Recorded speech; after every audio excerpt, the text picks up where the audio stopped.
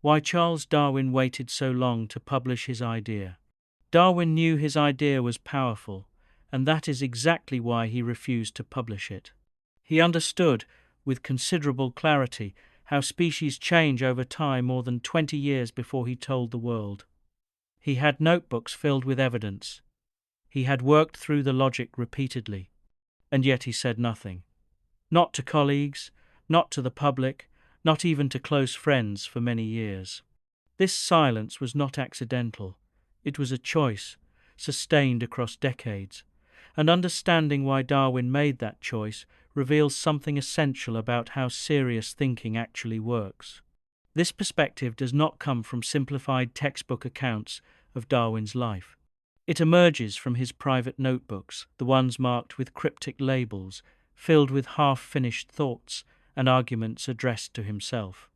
It comes from his letters to botanists, geologists, and pigeon breeders, where he tested fragments of his thinking without revealing the larger framework, and it comes from his unpublished drafts, sketches of the theory written in 1842 and 1844, placed in a drawer with instructions to his wife to publish them only if he died.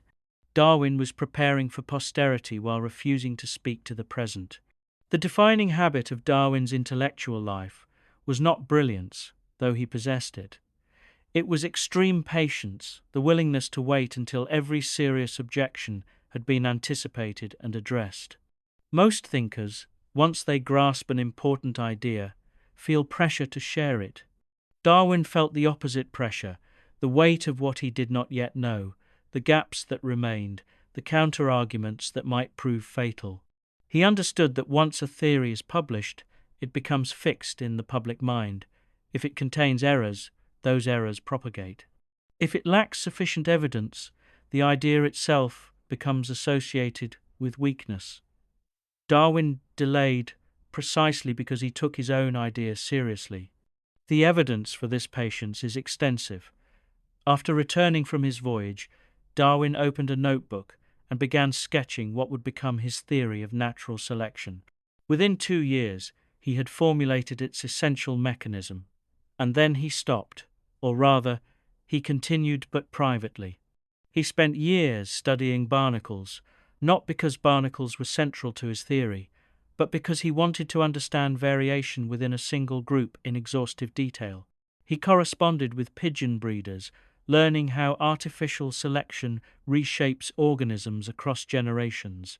He read widely geology, botany, animal husbandry, accumulating evidence across every domain he could access, not to convince others, but to test whether the theory could survive his own scrutiny. During this period, his notebooks reveal something striking. Darwin devoted as much attention to objections as he did to supporting evidence. He listed problems he could not yet solve: the absence of transitional fossils, the complexity of certain organs, the difficulty of explaining instinct. He treated these issues not as inconveniences to be dismissed, but as challenges to be answered. It would be easy to interpret Darwin's delay as fear of public reaction. The religious implications of his theory were profound, and he was well aware that publication would provoke controversy. But his private writings suggest a different concern, not criticism, but error. Darwin understood that intellectual mistakes, once published, are difficult to retract. A flawed theory does not simply fail. It discredits the idea it represents and makes future progress harder. He delayed because he valued accuracy more than priority, and because he recognized that premature publication could damage the very cause he hoped to advance. This distinction matters. Fear of criticism is a social emotion. It concerns reputation. Fear of error is an epistemic commitment. It concerns truth. Darwin's anxiety was directed inward toward his own potential mistakes, not toward public opinion. The cost of this patience was considerable. Darwin spent decades in intellectual isolation, unable to share his central project with most people around him. He suffered chronic illness, likely intensified by stress. He watched as other naturalists approached similar ideas, never knowing whether he would be anticipated before he was ready. Then, in 1858, he received a letter from Alfred Russel Wallace, outlining a theory remarkably close to his own. Wallace was younger, less cautious, and unaware of Darwin's 20 years of silent work. The letter forced Darwin's hand. He responded neither with triumph nor despair, but with practical clarity. The time for waiting had ended.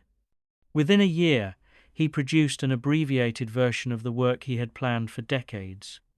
On the Origin of Species was not the book Darwin wanted to write. It was the book circumstances required.